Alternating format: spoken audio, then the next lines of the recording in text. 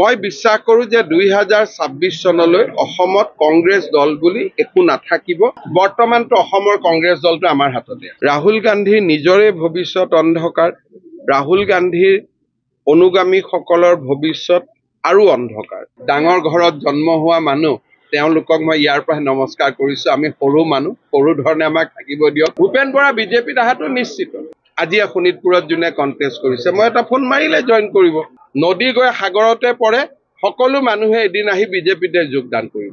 দুইটা দলৰে প্ৰাৰ্থী, এজন আমাৰ লগত এতিয়া আছে, এজন ভৱিষ্যতে থাকিব। গতিকে একো চিন্তা কৰিব নালাগে, চব আমাৰ ঘৰতে আছে। সেইকাৰণে কৈছো চব, আৰু মোৰ লগত চবৰে ভাল। বৰ্তমানটো অসমৰ কংগ্ৰেছ দলটো আমাৰ হাততে।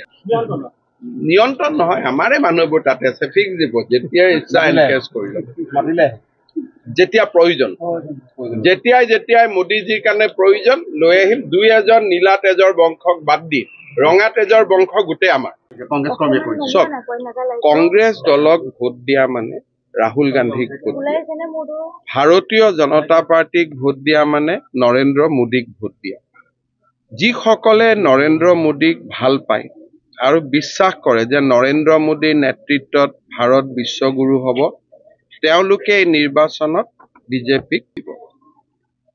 যিসকলে ৰাহুল গান্ধীৰ নেতৃত্বক বিশ্বাস কৰে, তেওঁলোকে নিজেও জানে যে আমাৰ ভৱিষ্যত অন্ধকাৰ, ৰাহুল গান্ধীৰ নিজৰে ভৱিষ্যত অন্ধকাৰ, ৰাহুল গান্ধীৰ অনুগামীসকলৰ ভৱিষ্যত আৰু অন্ধকাৰ।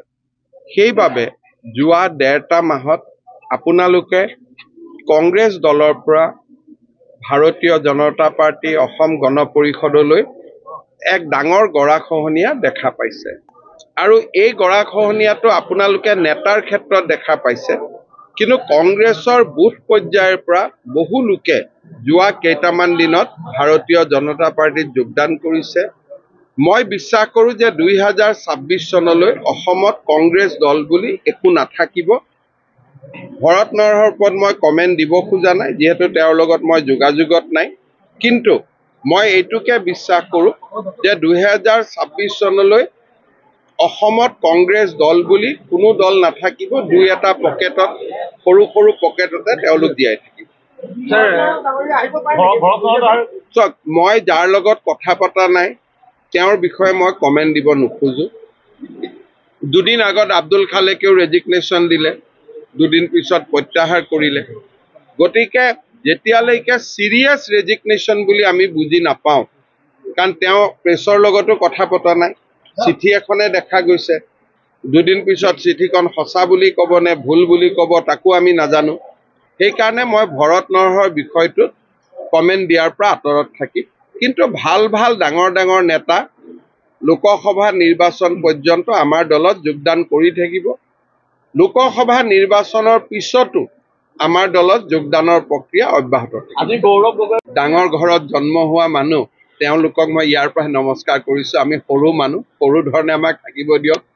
ৰঞ্জিত দত্ত, বিজুলী বাইদেউ, এইবিলাক পুৰণি বিজেপি নহয়, নতুন বিজেপি। মই কি ক'ম কওক? গৌৰৱ গগৈ যদি কংগ্ৰেছলৈ নাহিলেহেঁতেন আপোনালোকে কংগ্ৰেছ? ডাঙৰ বংশ, ডাঙৰ পৰিয়াল, মোৰ কমেণ্ট নাই। যদি মোক কিবা সৰু ভূপেন বৰাৰ ওপৰত সোধে, মই কমেণ্ট দিম। আমাৰ দৰে ঘৰৰ মানুহ, গতিকে মই যি মানুহ আমি ঢুকি নাপাওঁ সেই মানুহৰ ওপৰত মই কমেণ্ট নিদিওঁ। 13খন, 14খনৰ 13খন। ভূপেন বৰা বিজেপিত অহাটো নিশ্চিত। তেওঁৰ কাৰণে দুটা সমষ্টি মই ৰেডি কৰি থৈ দিছো। মইতো দুটা নাম ক'লে মোক বেলেগে বেয়া পাব। মই তেওঁৰ কাৰণে দুটা সমষ্টি ৰেডি কৰি থৈ দিছো। ডাঙৰ বংশক বাদ দি, ডাঙৰ মানে নিজকে ডাঙৰ বুলি ভবা বাদ দি, যিমান তৃণমূল পৰ্যায়ৰ কংগ্ৰেছ আছে সকলোৱে আমাক জইন কৰিব। এতিয়া আজি শোণিতপুৰত যোনে কণ্টেষ্ট কৰিছে, মই এটা ফোন মাৰিলে জইন কৰিব। কিন্তু আজি 25 চনত জানুৱাৰী ফেব্ৰুৱাৰী মাহত আৰু পাক্কা যোগদান কৰিব। এটা আপুনি মোৰ পৰা কৈ লওক, পিছত ফোন কৰিম, তাকো জইন কৰে। গতিকে এতিয়া নালাগে, সেইটো বেয়া হ'ব ন। মানুহে আমাৰ মনোনয়ন উঠাই ললে মোদীৰ মৰমটো মানুহে কেনেকে দেখুৱাব? মোদীৰ প্ৰতি যে মানুহৰ মৰম আছে, সেইটোতো ভোট হলেহে দেখুৱাব।